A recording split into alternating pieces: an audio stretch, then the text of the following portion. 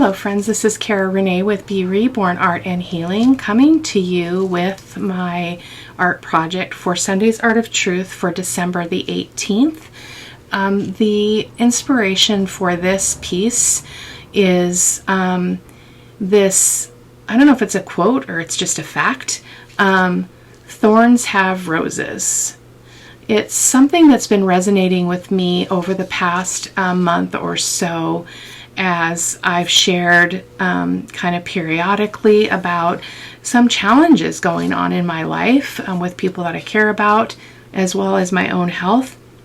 And so I've been thinking a lot about my perspective, about the balance that we struggle with between the things that we're really grateful for and the things that are difficult. And so this thing popped into my head about how, we often look at life and we say, roses have thorns, like it's a negative thing that roses have thorns. But when you flip that around and you say thorns have roses, it's more positive to me. And I'm going to be writing about that in my Sunday's Art of Truth over on the blog.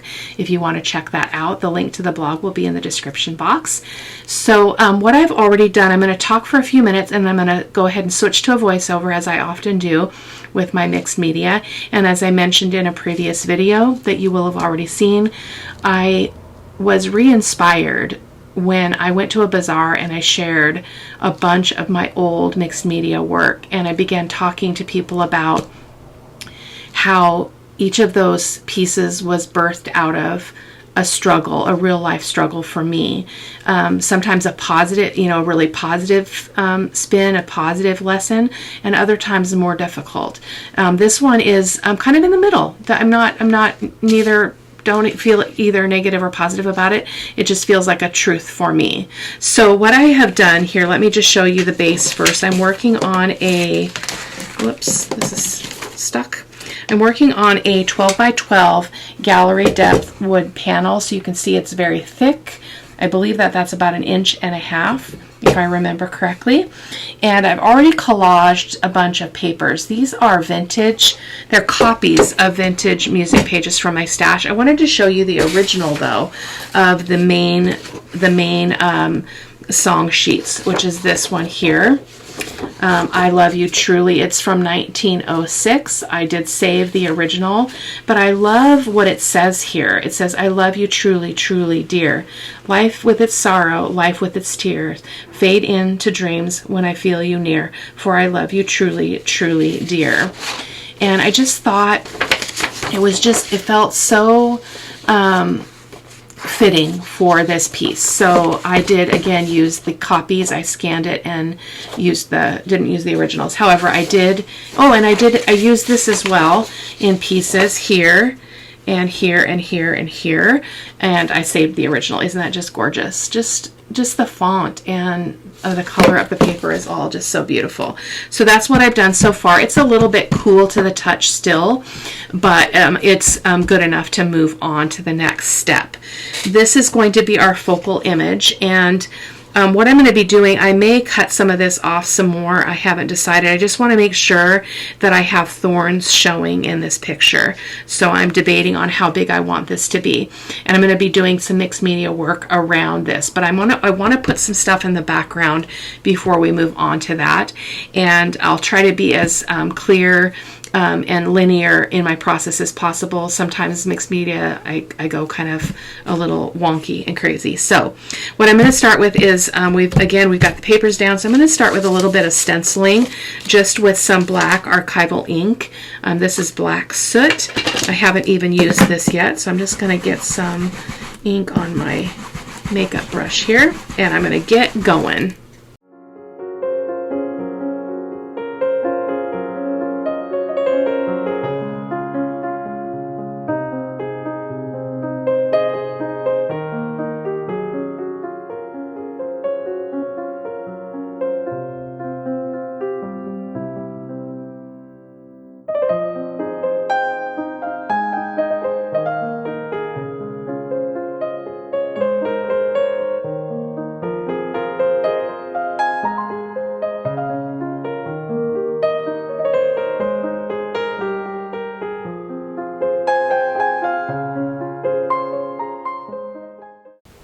Coming in now with one of Sean Petit's stencils. I will be sure that these stencils are linked in the supply list over on my blog.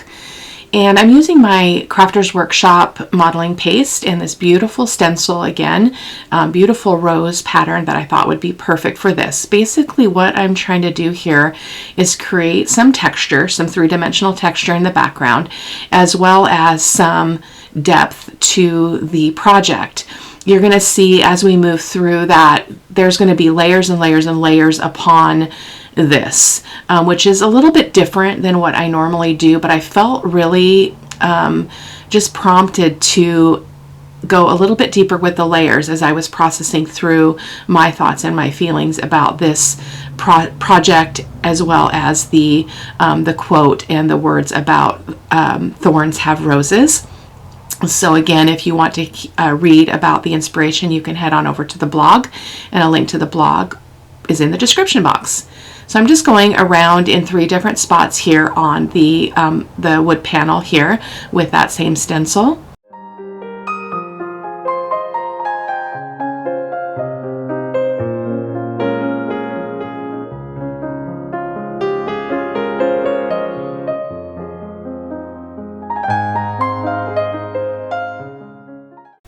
And then we're going to do one more place. I like to work in 3s because I just feel like it's kind of a, well, it's not kind of, it is an artist principle.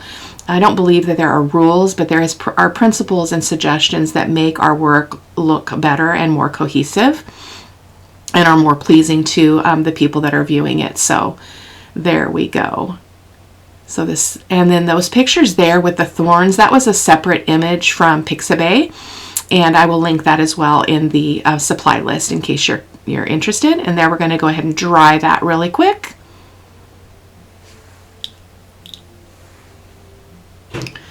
I thought about using this ceramic stucco. It's a thick kind of a, well, it's a stucco medium, but I did decide to not use it because I just felt like I was concerned about whether or not I was going to get the result that I wanted in terms of colorizing it, because I haven't used it very much recently. So I'm going to go ahead and grab something else here in a moment and play around with a little bit more stenciling. I'm going back to that stencil that I used with the black ink. And I'm going to go ahead and use the modeling paste in white there to kind of give a little bit more interest there, kind of running into those roses that we already stenciled with the modeling paste. I like how they overlap, and I think it creates a really interesting background for this project. I usually put everything as far as pictures and images on the base layer. This time I'm doing all of this texturizing again in multiple layers, and then I will be putting the focal image on top and then doing some more texturizing after that. So again, just going here and there, just spreading out that design a little bit. Maybe we'll go ahead and give that a good dry. There's a lot of drying in mixed media, so you have to kind of be of the patient sort. I just usually step away, or I use my heat tool and speed it up, so it's not a big deal. But that's just beautiful. I love those roses. So we are ready for the next step. So I'm going to come in with my Liquitex my Liquitex acrylic ink in raw umber. Again, raw umber is one of my favorite colors to work with. It's very grungy, and the acrylic ink is just really, really vibrant and yet very transparent, as you're going to see as I apply some water here. The raw umber moves really, really easily. Look at it just kind of spiderweb out from its core there, its center. And I just love that. I use a quinacridone rose here in a little bit, and I find that it is much more opaque. It's an Amsterdam ink, and it doesn't flow like the raw umber does. But I work with what I have and just play until I'm content. So I really am looking for this brown to get into all of those crevices where the stenciling is. As you can see there, spritzing water so that that ink will flow into all of the shapes around those flowers and in the leaves and everything. So just dabbing a little bit up. just because I do that mostly because it takes forever and ever and ever for it to dry. So we're going to go ahead and dry it. Oh, I guess I'm going to go in, I forgot, I'm going to go in with the green. This is Liquitex Sap Green Permanent. It's a very, very vibrant green, so you're going to see that I'm going to be pushing it back with the raw umber kind of to just mute it out a little bit. It's very, very strong and not very natural in my opinion, and so I'm going to go back and forth between the Sap Green Permanent and the raw umber. I'm just going to go ahead and let you watch for a moment.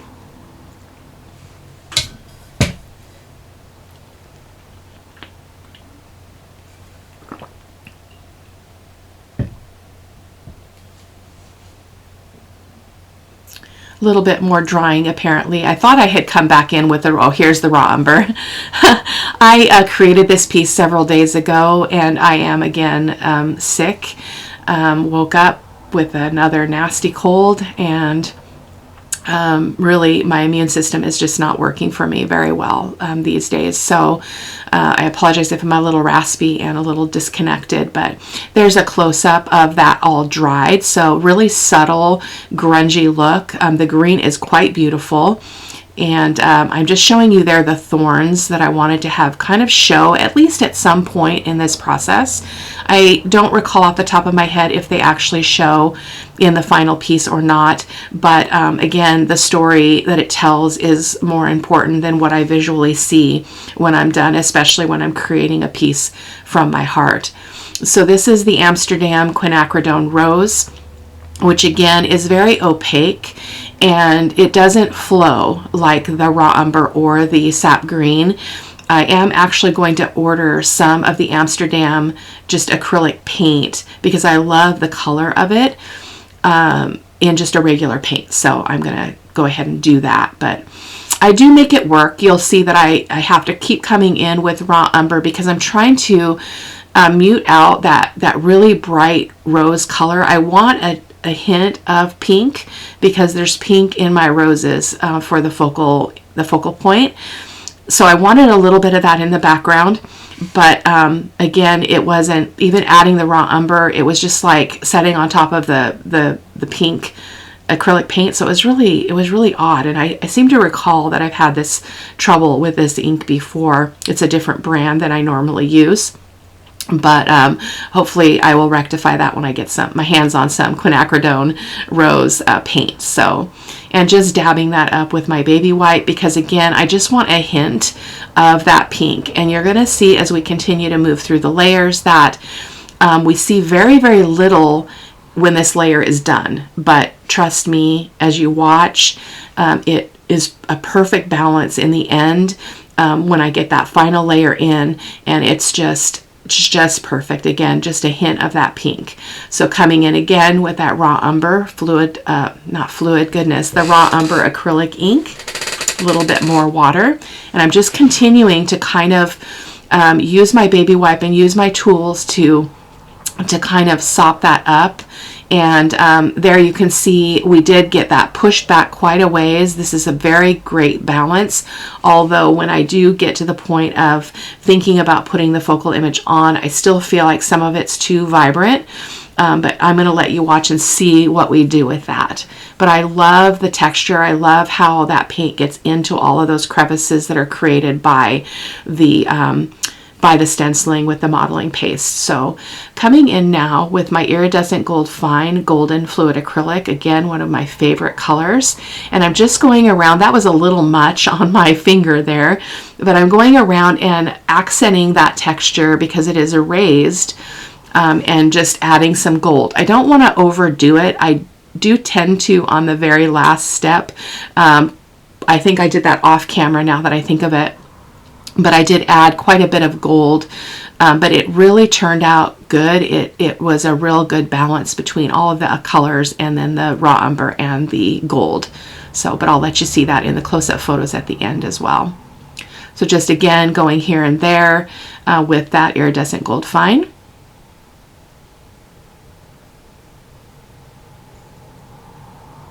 And just here's a close-up of that. Isn't that beautiful? I love gold. I think it's just an exceptional accent, especially to mixed media. It might not be your cup of tea, but it definitely pleases me. So I'm just going to cut down the focal image. When I originally printed it, I wasn't sure how much I really wanted to keep as part of the piece, but given that the board was only 12 by 12, I wanted to make sure that it wasn't going to overwhelm the whole project.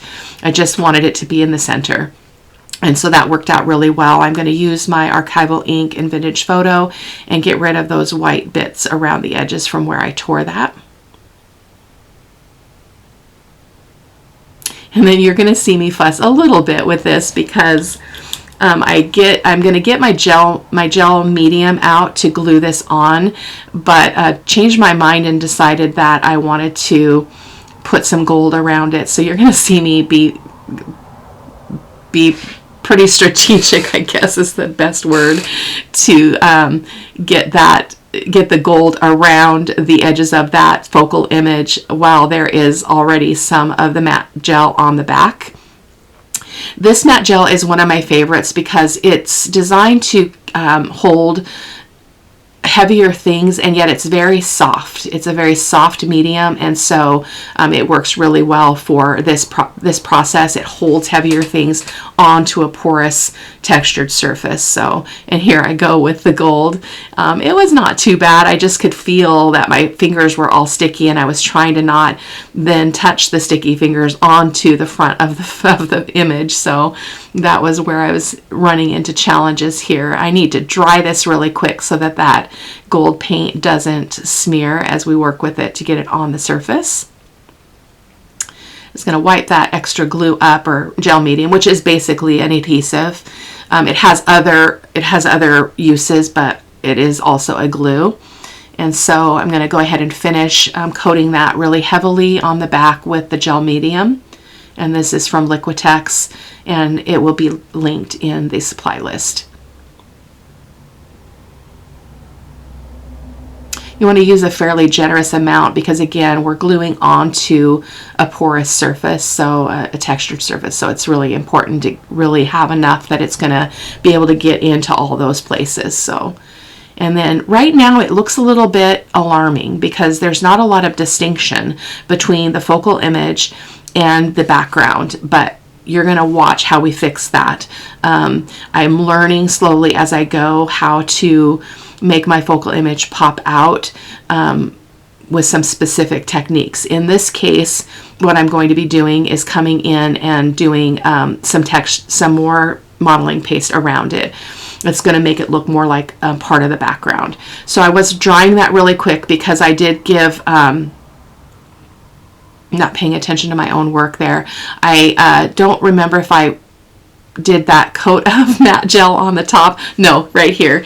So usually I will use my fluid matte medium to put a layer on top of my focal image so that I can do a glaze, because if you want to glaze something, you have to make sure that you've got a barrier there so that you actually have the ability to wipe that raw umber glaze off of your image in all the places that you don't want it to be. So I was thinking I was going to use the matte medium. I switched over to the matte gel because I realized it's a very soft product. I don't use matte gel a lot these days, but it worked just fine. It looks a little bit mottled here and a little bit milky, but when it dries clear. So pretty cool. And then a quick dry there as well. So you can see there that you can't even tell that I put that matte gel on the top. So we're going to, I think at this point I was debating again about using the stucco, the ceramic stucco, and my the brick stencil here. So I've got that out. I'm kind of looking at it, deciding, do I want it? No, thinking with my fingers, decided that was not the route I wanted to go, and I went ahead and grabbed for my Crafters Workshop modeling paste. It's just more predictable for me, and at this point in the process I really didn't want to gum up this whole beautiful thing. So I'm going to go ahead and stencil around all of this focal image, and I'm just going to go ahead and turn the music on and let you watch, and I'll come back with you in a minute.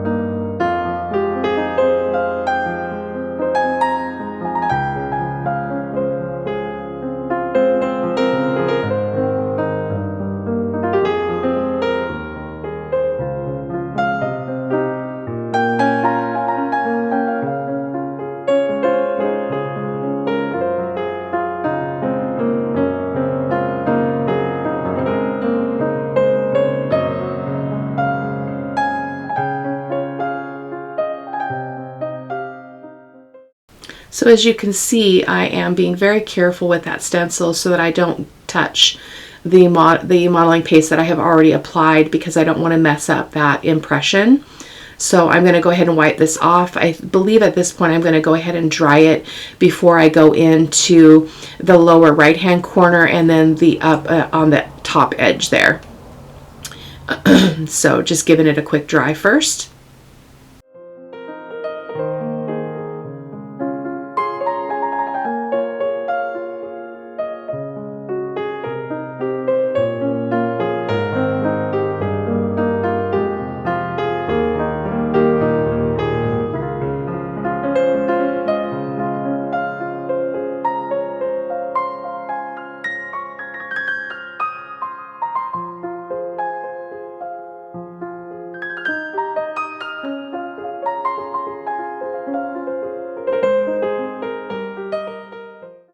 And I believe I'm just going to go up in that upper, the top area there, and just put a little bit more of that brick. I didn't want the brick.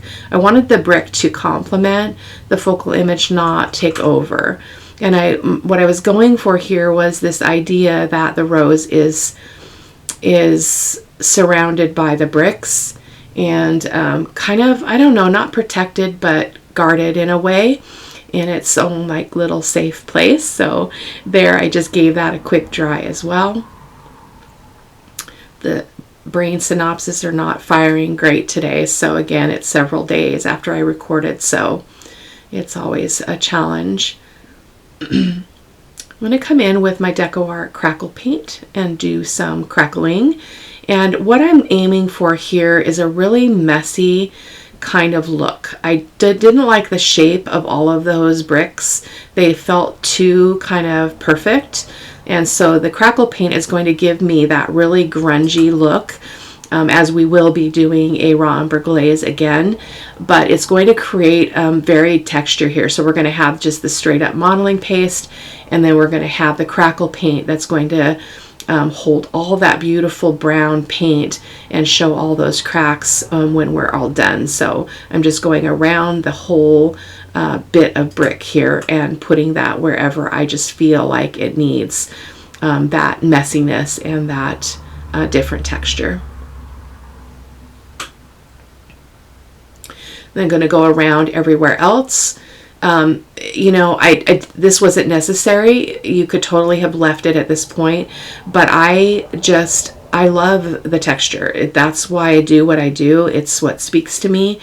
The texture, the layers is also what heals me, and it helps me process through hard things, hard feelings, deep things. And so I love the look when I'm done, and so that's what I do. So that might not be your cup of tea. You might want to be a little bit more conservative with the crackle and all of that texture, but that is totally up to you if you were to give this a try. Gave that a good dry as well, and here's just a close-up. And this is once it's cracked. So sorry that went really fast. While I was off camera, I did also put some of the crackle paint around the edges. Just really roughly. I didn't want it to completely cover everything, but I will show you that in a little bit.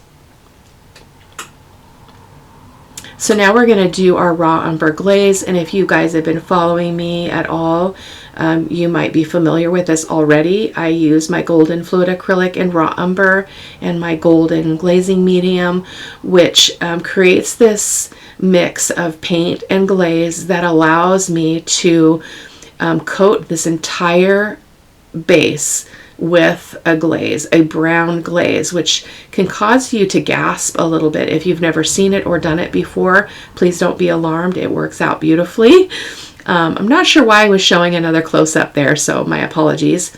But I'm going to go ahead and just cover this whole thing. I promise you it's going to be epic, so don't hold your breath.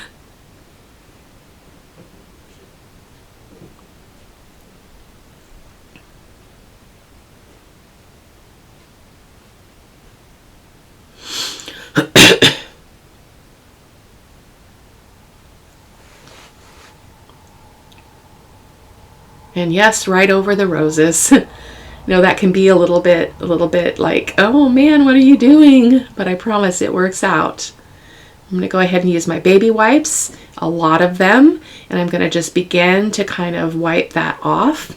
And because this is a glaze, it allows me to control where that brown is left. Now, once it gets into the cracks and crevices, you can't really affect that. But as far as the more flatter surfaces on the piece, as well as anything that doesn't have texture, you can kind of bring back that color, bring back that brightness and lightness where you want it. So I am going to be giving this 2 coats of the glaze, as you're going to see here, and I'm going to work really hard at kind of wiping back places that I know there was some really beautiful pink in the background, as well as some of the words and things that are part of the music and the book pages that we put on the base before we started. I'm going to go ahead and give it another coat.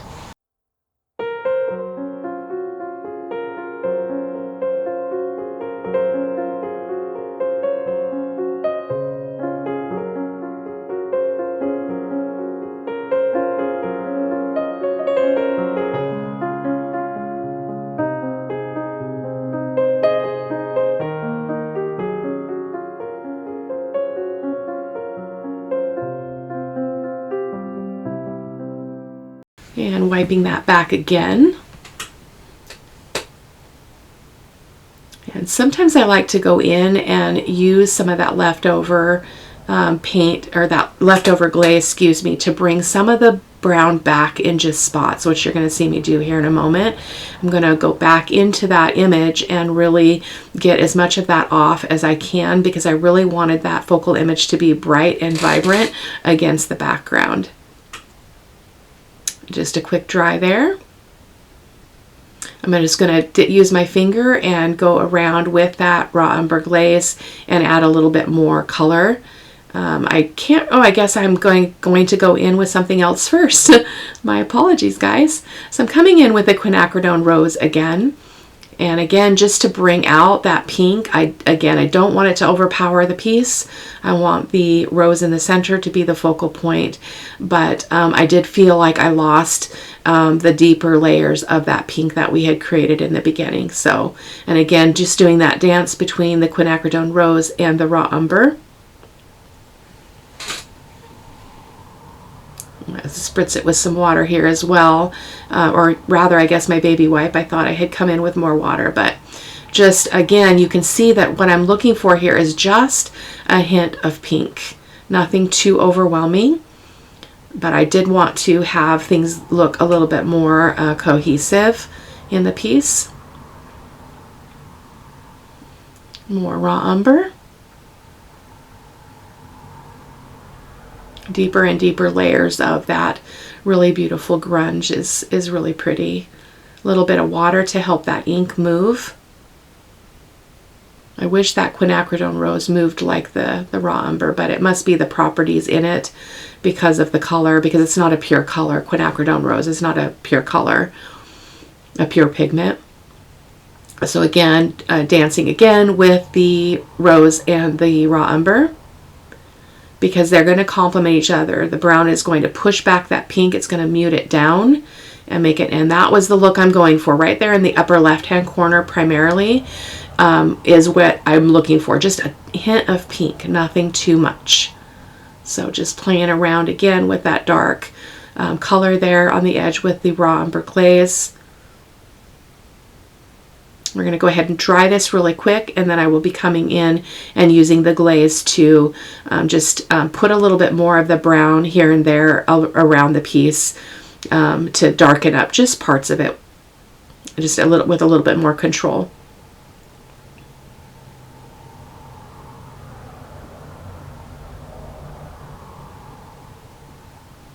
And that's just the edges. I'm just showing you that I did apply that crackle paint. It was still not set yet totally, but I still loved the effect. So I'm going to go ahead and put a coat of the glaze just to use it up around all of those edges and just speeding that up a little bit for you.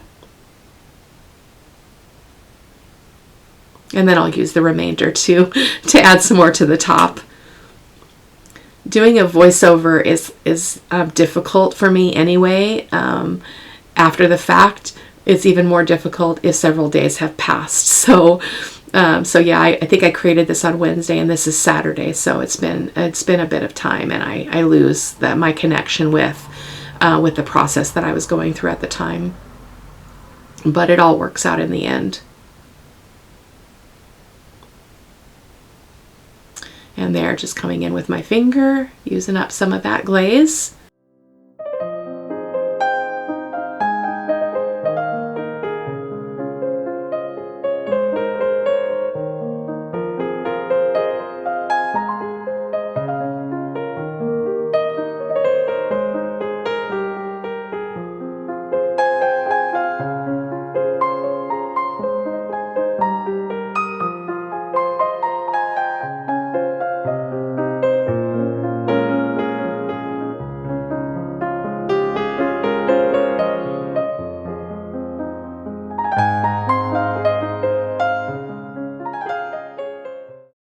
I'm just cleaning that excess paint up. I'm not going to be able to use that. I do often put out more than I need, but it just sometimes is the way it goes. So we're going to give that a quick dry as well.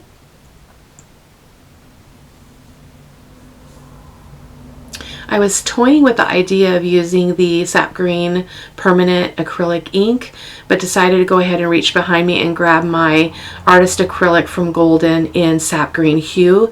This was a game changer on this project, like total game changer, because it helped to create some contrast between those kind of lightish brown tones and the darker tones as well in the raw umber.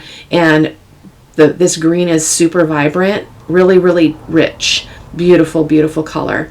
And so you'll be able to see that in the photos at the end of the video, but the green was absolutely marvelous. So really, really glad that I went for that.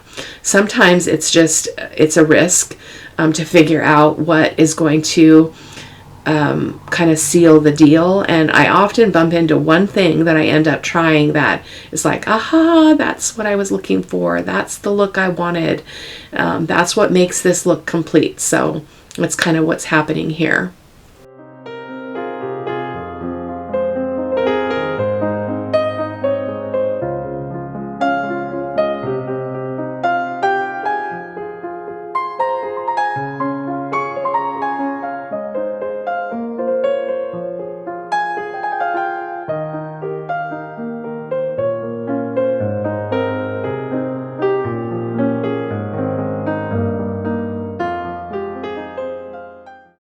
There we go. We are nearing the end. So you guys, I hope that you'll hop on over and check out the blog. The link to the blog is in the description box, and you can read the inspiration behind this piece about how thorns have roses. It's all about perspective.